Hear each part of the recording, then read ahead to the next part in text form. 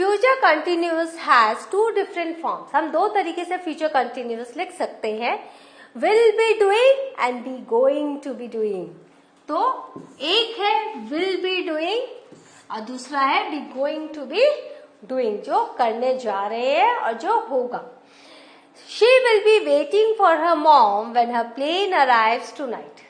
तो she will be waiting, यहाँ आप देख रहे हो कि जब मम्मा का प्लेन आएगा तो वो वहां इंतजार कर रही होगी।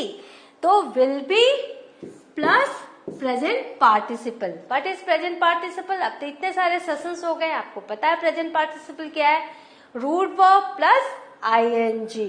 तो यहाँ रूट वर्ब क्या है, वेट, और आईएनजी है आपका रूट वर्ब के साथ, तो it becomes present participle. Now will she be waiting for her mom when her plane arrives tonight. तो ये आपने देखा, ये हमने एक असर्टिव सेंटेंस बनाया, क्योंकि आपको पता है सेंटेंसेस कई प्रकार के होते हैं and this is your assertive sentence. So आपने यहाँ क्या देखा, first is your assertive and second is will she be waiting for her mom when her plane arrives tonight and this is your interrogative sentence. जब हम question लिखते हैं तो उसको हम इंटरोगेटिव सेंटेंस में लिखते हैं। तो हमने कैसे फ्यूचर कंटिन्यूअस टेंस को इंटरोगेटिव में लिखा, हमने इस विल को, ऑक्सिलरी को सामने ले आया and we have written the same thing. Will is the first, then the subject, then be, then present participle और फिर the rest of the sentence. Now, you have seen the interrogative. Now here, she will not be waiting for her mom when her plane arrives tonight. So wherever you find not, this is your negative sentence.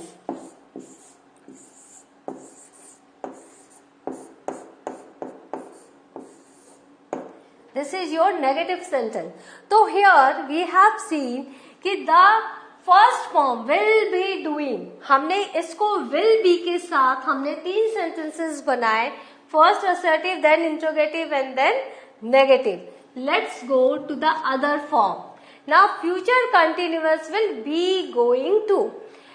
यहाँ पर आप देखो, यहाँ पर will नहीं है, शैल नहीं है, यहाँ क्या है, ऑक्सिलरी है, am is are, then going to be and then present participle, right?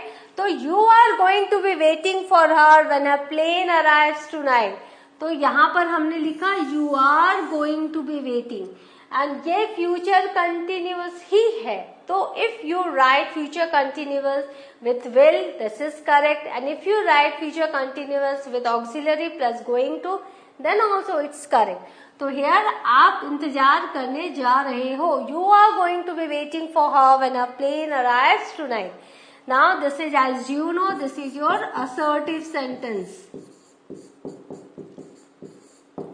Then are you going to be waiting for her when her plane arrives tonight? तो हमने इस auxiliary को आगे कर दिया, तो ये हो गया आपका interrogative.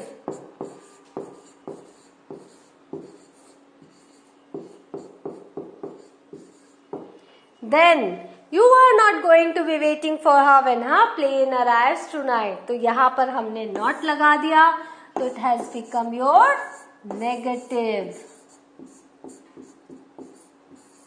So in this way you have seen with will we have made three sentences and with your going to we have made three types of sentences. So both the types are correct, both the forms are correct to express your future planning, or if you want to write anything in future continuous tense. Now be going to, what are the uses of be going to? Be going to is commonly used in informal style, it's not in formal style.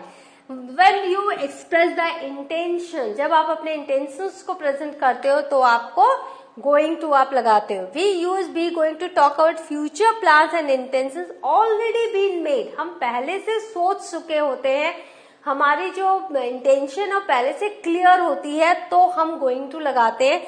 जैसे she is going to be a professional dancer, that उसकी intention क्या है, वो professional dancer बनना चाहती है और इसके फ्यूचर प्लान है, तो यहाँ पर हमने गोइंग टू लगाया। नाउ प्रेडिक्शन, जब हम प्रेडिक्ट करते हैं फ्यूचर के बारे में, हम कुछ बोलते हैं to predict something that we think is certain to happen or which we have evidence for now. कोई ऐसी चीज जो निश्चित होने वाली है और जिसका हमारे पास प्रूफ है, आज की तारीख में हमारे पास प्रूफ है कि भविष्य में यह निश्चित रूप से होने वाला है, तो हम गोइंग टू लगाते हैं। It's going to snow again soon, कि बहुत जल्दी फिर से बर्फ गिरने वाली है, तो हियर गोइंग टू। देन जब हम कमांड्स देते हैं, टू गिव कमांड्स और state that something is obligatory, जैसे कोई पेरेंट है वो अपने बच्चे से बोलता है, कमांड देता है और जो मानना ही है, तो you are going to complete task right now, कि अब आपको अपना टास्क कंप्लीट करना है, तुम करने जा रहे हो।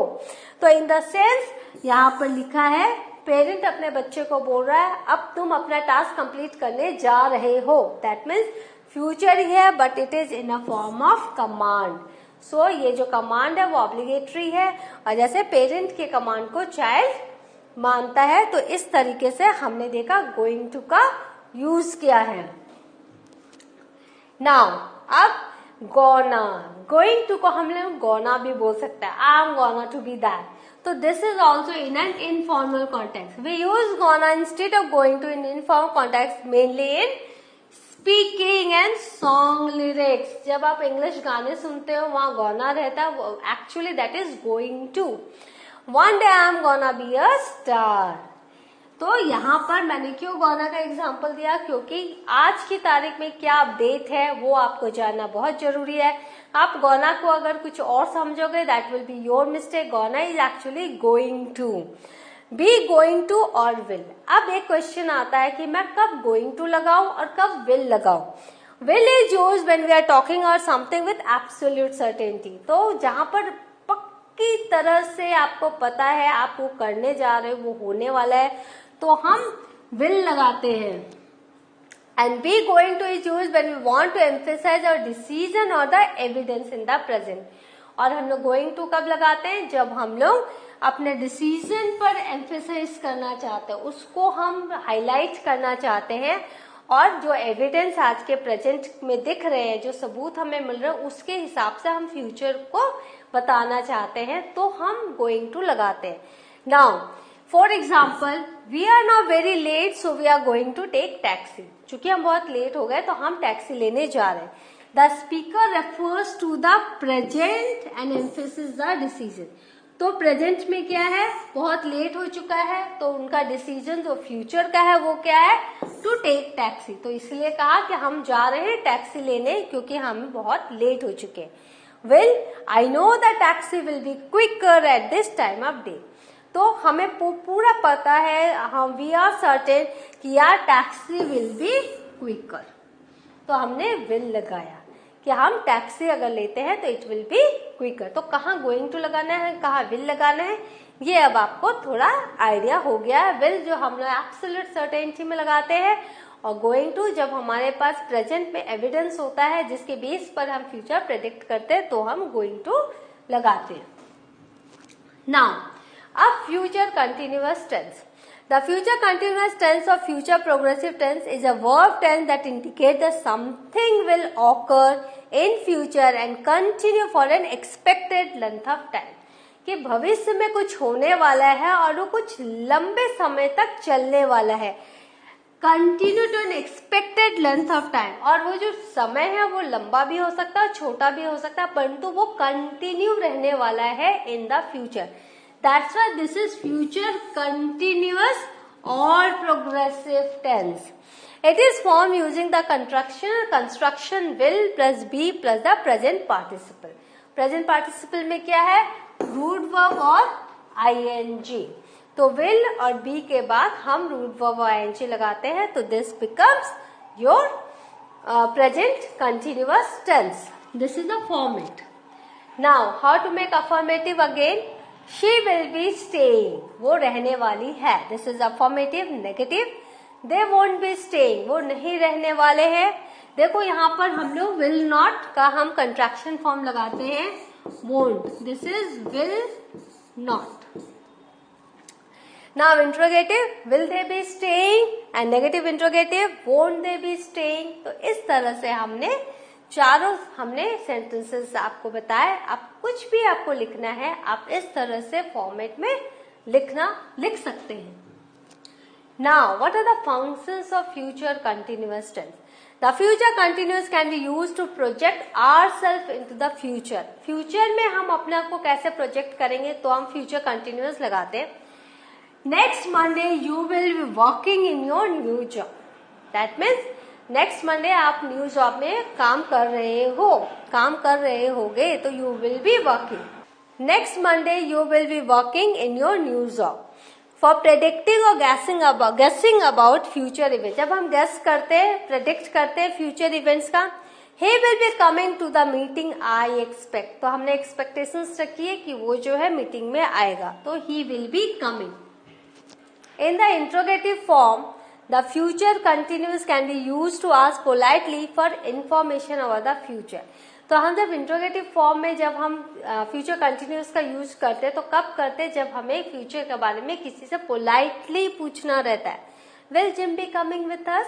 क्या जिम हमारे साथ आ रहा है? That means I am not sure, I am asking someone. तो हम कैसे पूछेंगे? हम फ्यूचर कंटिन्यूस में पूछेंगे, right. The future continuous can be used to refer to continuous events that we expect to happen in the future. अगर कोई continuous events हैं जो हम एक्सपेक्ट कर रहे हैं फ्यूचर में होने वाला है, तो हम उसको फ्यूचर कंटिन्यूस टेंस में लिखेंगे।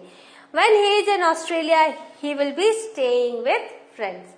तो जब वो ऑस्ट्रेलिया जाएगा तो वो अपने दोस्तों के साथ रह रहा होगा या रहेगा। तो यहाँ पर आप देख रहे हो, तो हम जब भी रेफर करेंगे कंटिन्यूस इवेंट्स को, तो हम उसको फ्यूचर कंटिन्यूस टेंस में ही लिखेंगे। He will be staying with friends। Now, when combined with still, the future continuous refers to events that are already happening now। जब हम still का यूज करते हैं, इसका मतलब कि वो काम हो रहा है, and now that we expect to continue some time into the future। एक काम ऑलरेडी पहले से चल रहा है और वो कुछ देर और चलेगा। In an hour, I'm still be ironing my clothes। कि 1 घंटे में मैं तब भी अपने क्लॉथ्स ही आयरन करूंगी। The thing is that with still, we are referring to the events that are happening and that will continue for next few minutes or hours। In an hour, 1 घंटे में मैं क्या कर रही होंगी? मैं अपने कपड़े ही आयरन कर रही होंगी। तो I will still be ironing। So, what have you learned? We have learned the use of future continuous tense. We have learned the use of going to and will be, and we have learned how to write these things, this tense in writing। So the thing is that when you are referring the future continuous tense, you should know where it should be used। So you have seen many references there you can use the future continuous tense। Please go through the session again and again, have the knowledge of this and use it in your writing too। In the next class I will meet with you some more grammatical chapters and some more grammatical topics। Till then, goodbye, have a good revision।